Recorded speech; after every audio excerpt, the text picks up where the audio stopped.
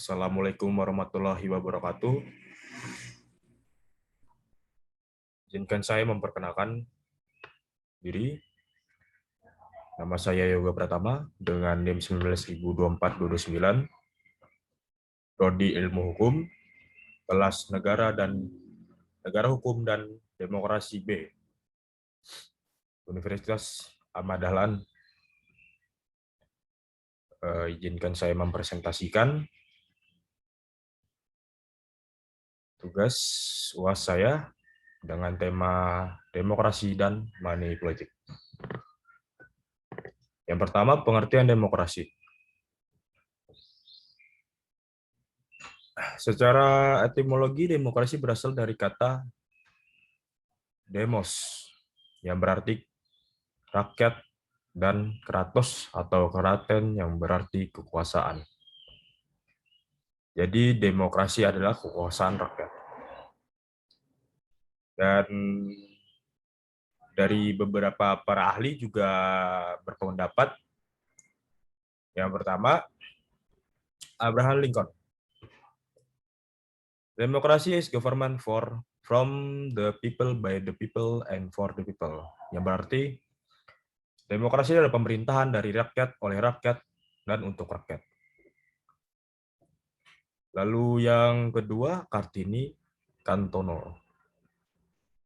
Demokrasi adalah kekuasaan rakyat yang berbentuk pemerintahan dengan semua tingkatan rakyat ikut mengambil alih bagian dalam pemerintahan. Lalu yang ketiga, Sukarna.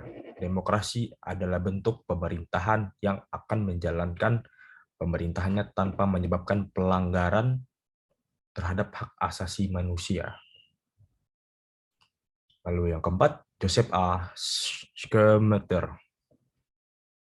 Demokrasi merupakan suatu perencanaan institusional untuk mencapai keputusan politik di mana individu-individu memperoleh kekuasaan untuk memutuskan cara perjuangan kompetitif atas suara rakyat. Lalu yang kelima, Sidney Hook.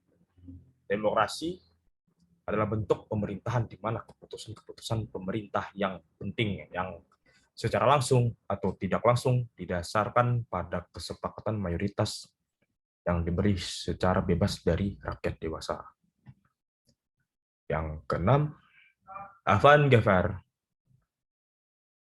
memaknai demokrasi dalam dua bentuk, yaitu pemaknaan secara normatif atau demokrasi normatif, dan empirik atau demokrasi empirik.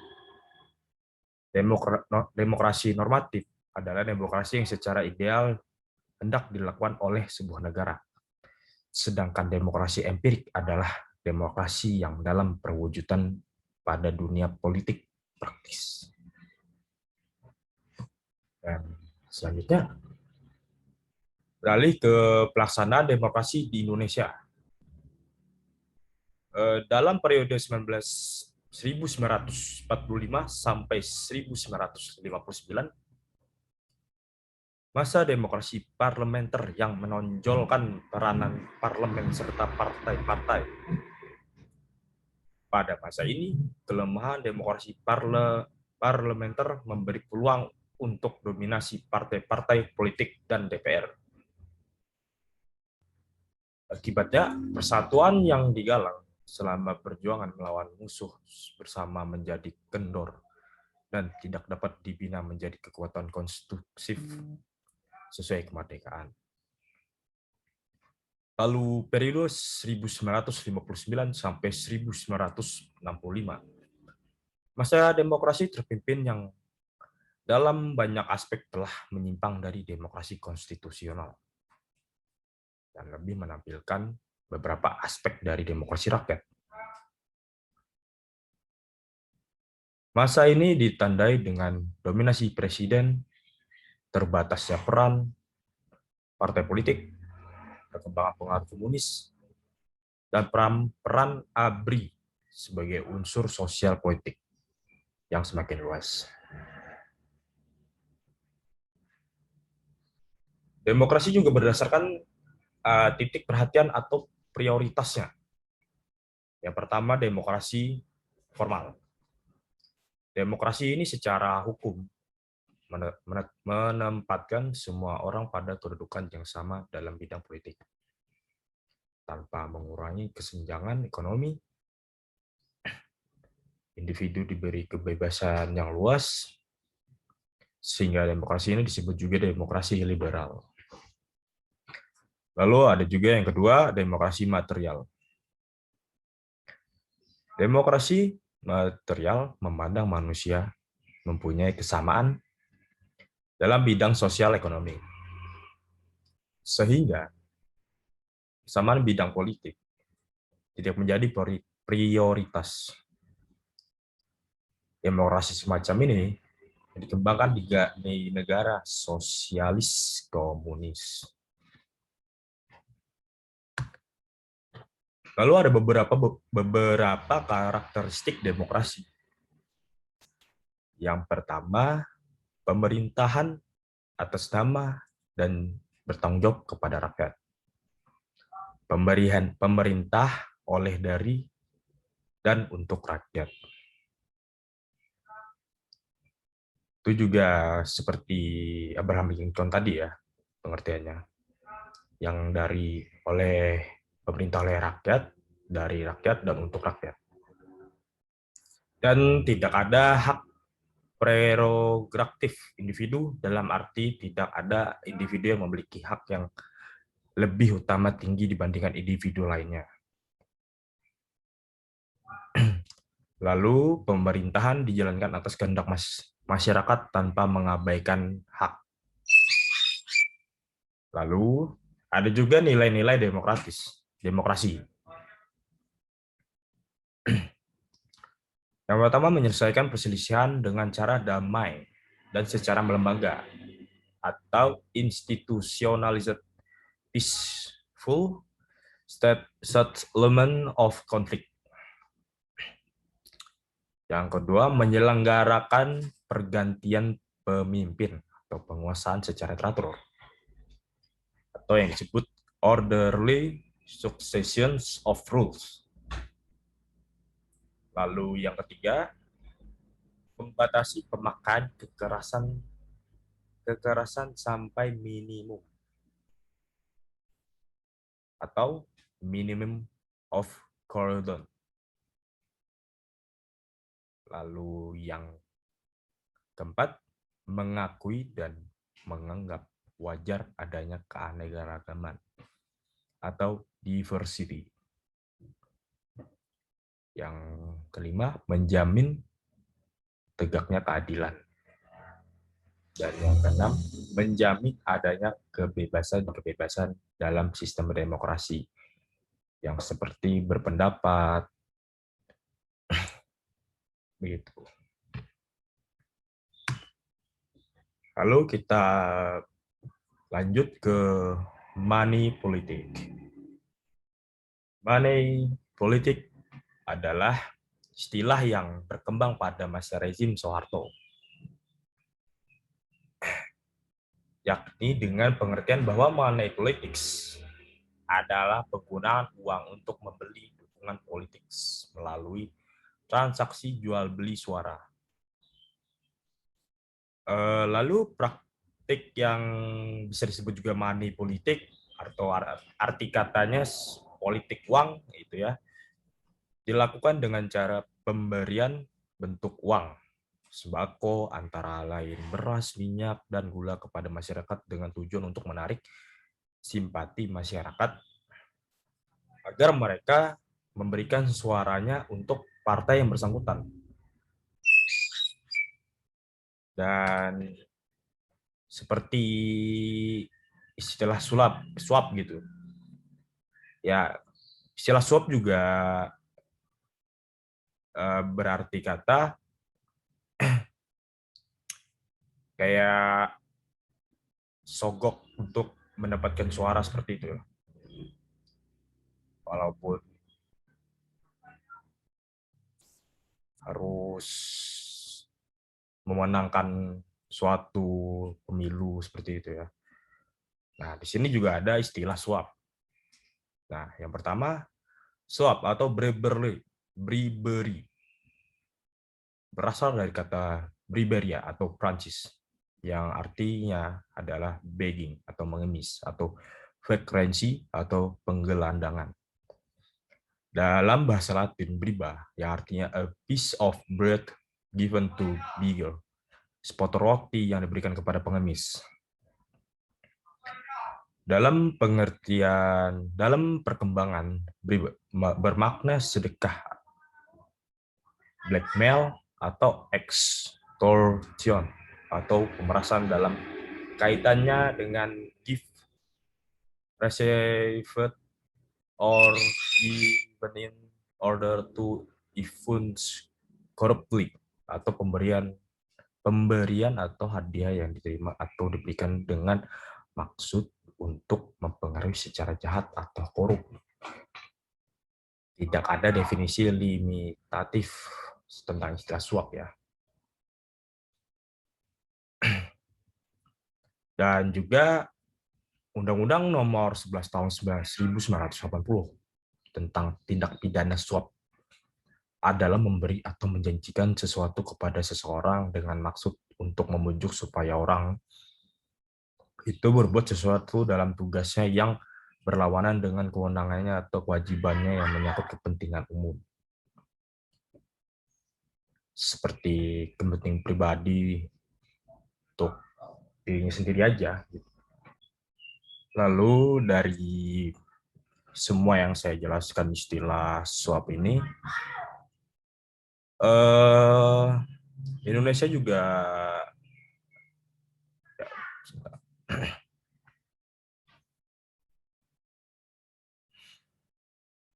dari istilah suap yang saya jelaskan dari 3 hal ini ya, di Indonesia banyak yang menerapkan kegiatan suap menyuap dari segi pekerjaan, mengambil hak orang, dan sebagainya.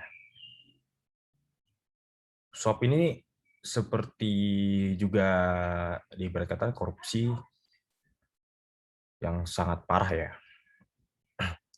Dari penjelasan yang seperti pemberian atau hadiah yang diterima atau diberikan dengan maksud untuk mempengaruhi secara jahat atau korup.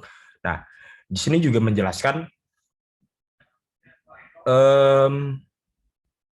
menyuap dalam arti kata menyuap hal yang jahat atau menutupi atau mengambil alih seperti korupsi yang kita tahu sendiri ya,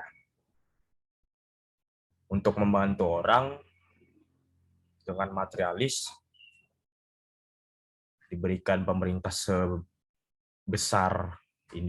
sebesar sekian, tapi dia ambil sebagian untuk individu dan diberikan kepada yang membutuhkan. Nah, itu kan jatuhnya memanfaatkan dalam hal lagi masa kesulitan seperti yang sekarang ini ya. Banyak orang kesusahan mencari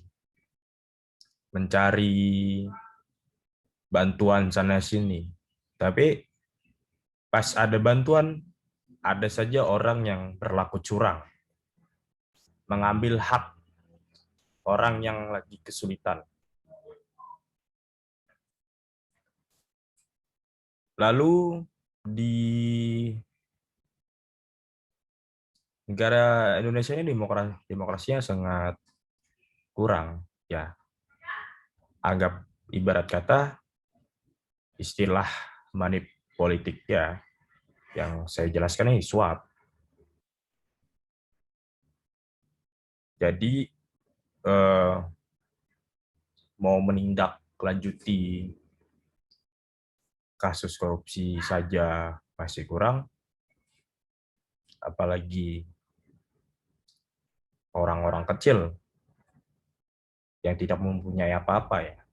Orang yang banyak materialis lebih berkuasa daripada orang-orang yang tidak mempunyai materialis. Itu sangat berlaku tidak adil ya dalam hal ke demokrasi ya, ke demokrasi. Kenapa saya bilang nggak bersikap adil terhadap masyarakat dan tidak ada demokrasinya ya karena tidak ada eh, tidak tidak ada keadilan. Orang-orang kecil ditindas terus, orang-orang besar dilindungi. Nah, seperti itu. Orang besar mempunyai materialis besar bakalan bebas menggunakan jabatannya, menggunakan materialisnya. Sedangkan orang-orang kecil meminta bantu kepada penegakan hukum atau sebagainya, itu pasti langsung dihukum dengan sesuai undang-undang tertera ya. Tapi beda dengan orang-orang besar yang mempunyai materialis juga tidak sepadan gitu. Sangat disayangkan hukum diperjualbelikan. Sangat prihatin sekali.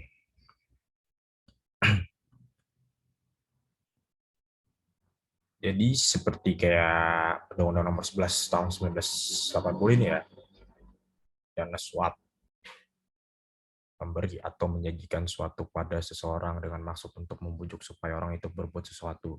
Nah, itu di dalam arti kata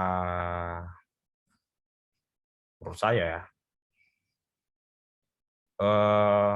suap itu seperti memberikan harapan tapi tidak sesuai yang masyarakat inginkan. Apa saya bilang seperti itu ya karena suap ini sangat jelek, tidak bagus, tidak baik. Karena suap ini mengarah hal yang negatif, melakukan hal perbuatan yang negatif. Di sini juga menjelaskan kan, membujuk supaya orang itu berbuat sesuatu dalam tugasnya yang berlawanan. Nah, orang yang di awal ditugaskan untuk ke hal yang positif, untuk membantu masyarakat, tapi ada seseorang yang menyuap orang yang tugasnya sudah baik membantu masyarakat, tapi berlawanan dengan hal yang baik, ya, yang positif. Jadi negatif dia. Yang negatifnya apa? Ya, dia berlaku korupsi, melakukan hal korupsi. Niatnya membantu untuk masyarakat yang lagi kesusahan, malah dimanfaatkan. Jadi, seperti itu. Lalu juga di sini ada faktor yang mempengaruhi praktek money politik dalam pemilu yang terjadi di Indonesia ya. Beberapa faktornya itu ya seperti moral dalam bidang money politik di Indonesia ini ya. Pembahasan money politik di Indonesia ini moralnya banyak yang masih kurang, masih jelek, masih buruk.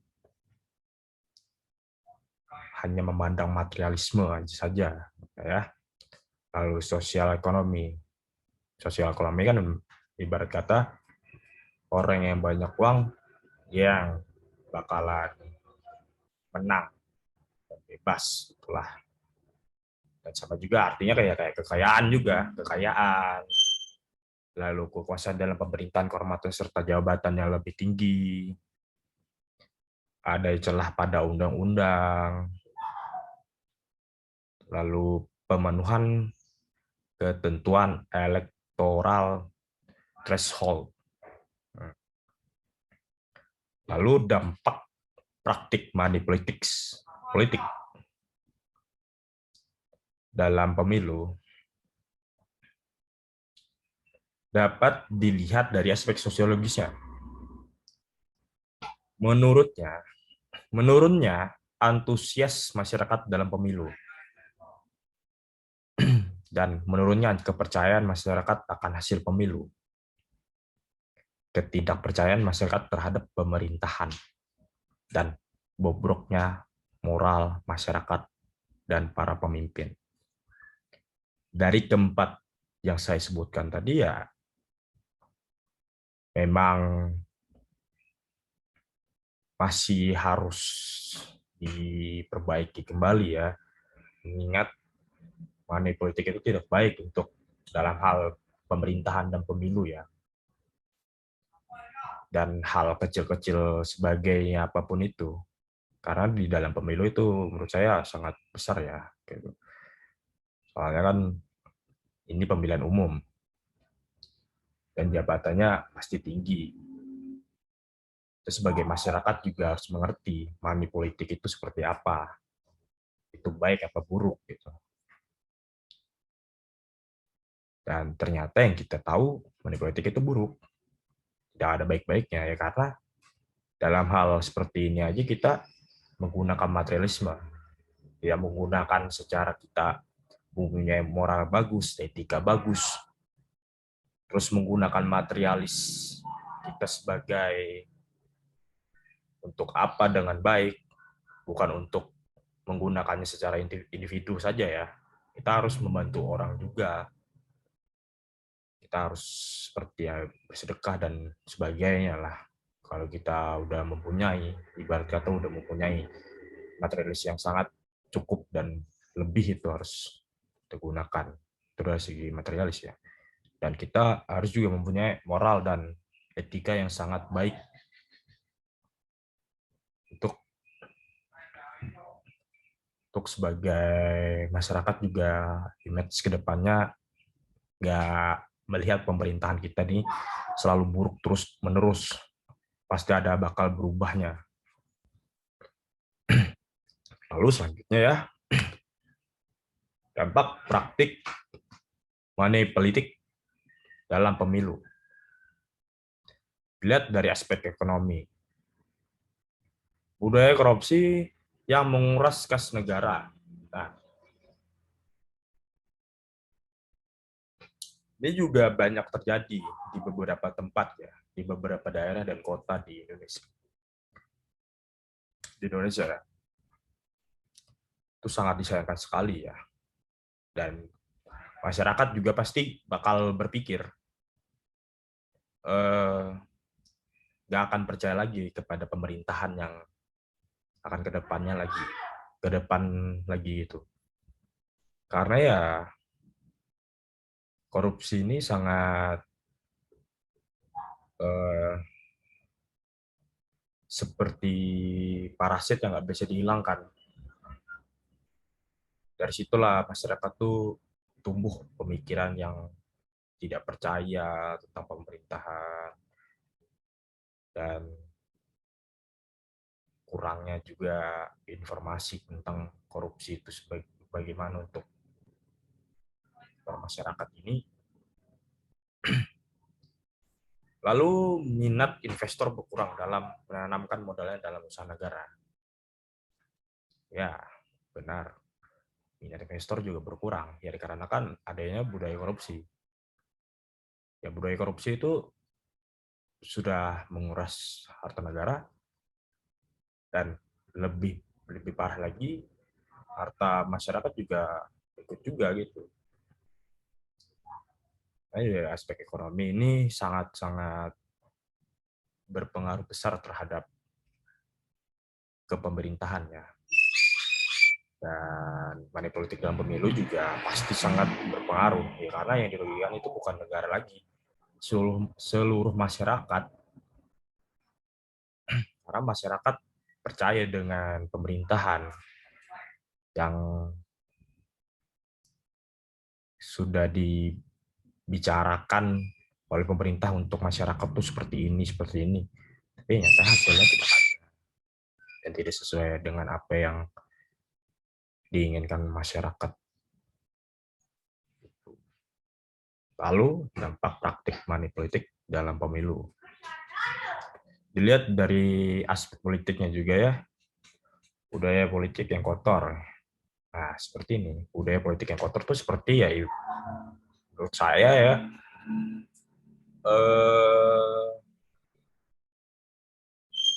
memberlakukan jabatan itu selayaknya tahta raja. Kenapa saya bilang seperti itu ya? Karena manusia pasti akan berlomba-lomba untuk menuju yang paling tinggi, paling depan, paling bagus dengan menggunakan cara yang kotor. Jadi dari arti budaya politik yang kotor itu ya seperti ya saya sebutkan tadi ya. Contoh kecilnya aja itu. Lalu kebijakan politik yang hanya menguntungkan kepentingan pribadi maupun golongan. Nah, ini dia seperti kebijakan politik ya, kembali ke yang pertama tadi, budaya politik yang kotor ya. Dia menggunakan jabatan untuk digunakan kepentingan pribadi.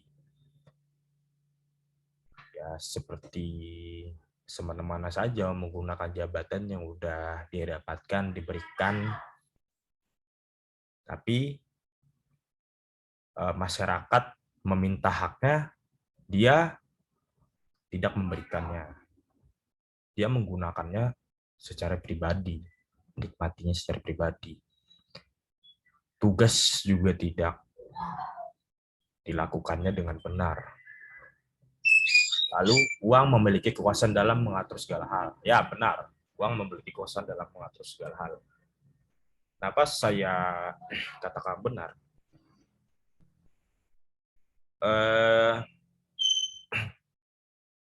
Dalam lingkup aspek politik ini ya, uang itu sangat berpengaruh. Apalagi banyak kasus-kasus yang jual beli jabatan, masuk, bayar, lalu pemilihan juga pasti ada iming-imingnya juga.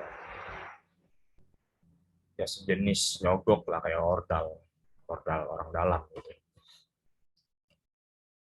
Jika materialisnya tidak kuat, backup-nya kurang kuat, pasti tidak akan bakal terpilih dan menduduki jabatan yang ya dia inginkan ya. Lalu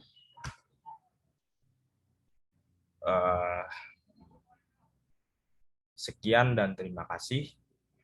Mohon maaf atas kesalahan kata yang saya ucapkan selama saya mempresentasikan tugas UAS saya. Assalamualaikum warahmatullahi wabarakatuh.